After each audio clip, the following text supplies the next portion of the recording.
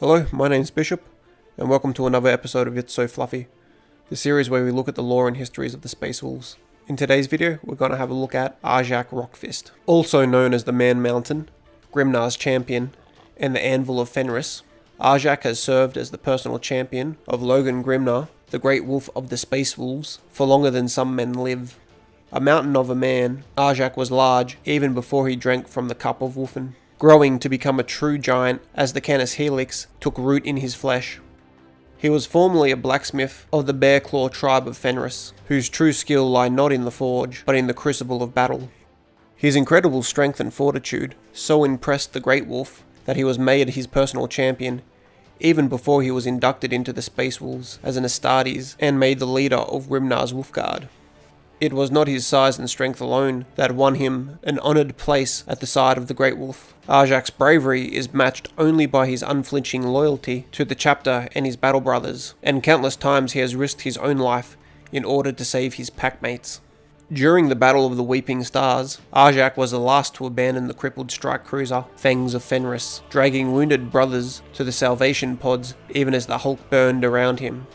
While protecting the Great Wolf on the crystal plains of Valden 9, Arjac filled the Mirror Gate with the corpses of Hormagaunts until the weight of the Tyramid's own dead halted their advance. His strength affords him the ability to carry weapons of unusual bulk and heft.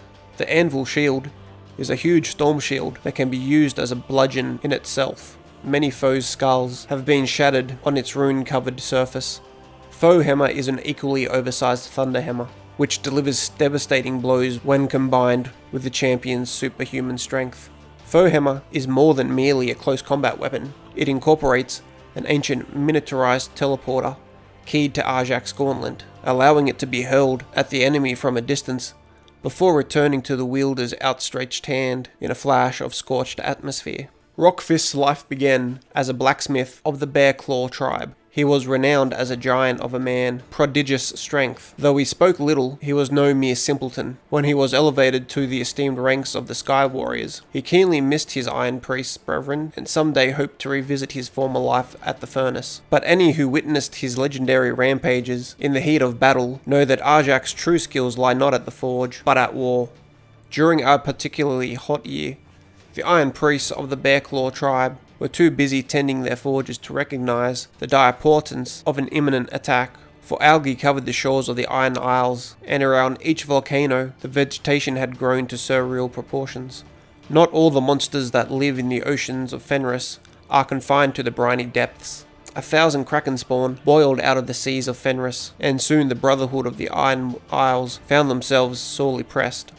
Left with no choice, the senior Iron Priest, Hengist Blackhand, ordered the vaults sealed against the tide of creatures, trapping hundreds of good men outside on the volcano slopes. Rockfist did not agree with this decision. Wasting little time on words, Arjac smashed his way out of the vaults with his warhammer, and forced open an escape route for those caught in the path of the alien tide. Almost all of the trapped men made it inside, but the last dozen Iron Priests turned and stood with Rockfist to bar the vault once more, setting their feet firmly as the first wave of alien horrors struck. Less than 2 hours later, the skies above the Iron Isles were filled with hundreds of Thunderhawk gunships. Those within could see that the entire archipelago was teeming with kraken things, but for one exception. A lone figure surrounded by black carapaced monsters and the crackling blue arcs of a thunderhammer in full swing.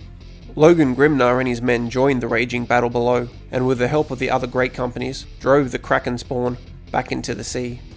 Arjac's body was dug out from under a mountain of chitin and scythe limbs, still plugging the entrance of the vaults. He was given to the chapter's wolf priests, who brought him back from the threshold of death.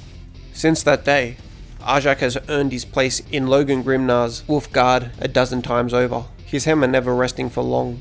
Despite his modesty, not even Arjac can deny that he is a rare gift for crushing the mightiest of foes. Arjac Rockfist is a legend amongst the King's Guard, and when not fighting directly at his lord's side as part of his wolf guard, he can be found accompanying formations of assault-minded Terminators equipped with Storm Shield and Thunderhammers. When joined by their High King, the Shield Brothers as they are known, close ranks around the Great Wolf to form an impenetrable wall of lightning-wreathed ceramite. Where one blow lands, two shields are raised to meet it. while brutal overhead blows come crashing down upon the skulls of those foolish enough to test the strength of the elite Wolf Guard.